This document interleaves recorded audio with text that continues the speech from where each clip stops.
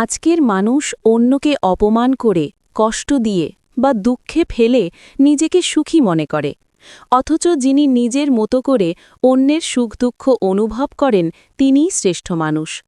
অন্যের কষ্টে ব্যথিত হওয়া এবং তা লাঘবের চেষ্টা করাই মানবিক ও আত্মিক উন্নতির চিহ্ন। এখান থেকেই নিঃস্বার্থ সেবা ও ভালোবাসার জন্ম।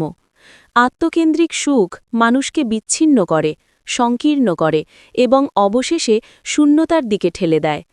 এই পৃথিবীতে কল্যাণমূলক সুখ হল অপরকে সুখ দেওয়ার মধ্য দিয়ে। অন্যের মুখে হাসি ফুটলে, কারু কষ্ট লাঘব হলে, নিঃস্বার্থ ভালোবাসা ও সেবার মাধ্যমে যে আনন্দ জন্মায় সেটিই স্থায়ী ও পরম সুখ। ভগবান শ্রীকৃষ্ণ গীতায় অর্জুনকে পরম সুখের কথা বলেছেন।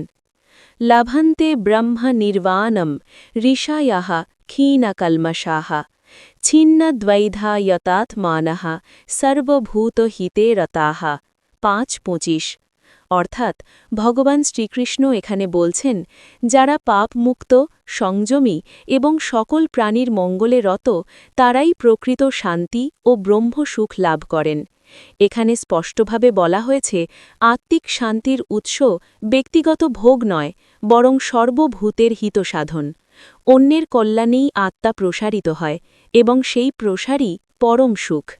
অতএব সুখ কোনো বস্তু নয় যা সংগ্রহ করতে হয়, সুখ একটি চেতনা যা বিকশিত হয় দানের মাধ্যমে। যত বেশি মানুষ নিজেকে অপরের কল্যাণে যুক্ত করে, তত বেশি সে অন্তর থেকে সমৃদ্ধ হয়।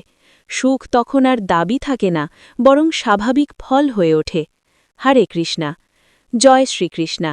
জয় সনাতন ধর্ম।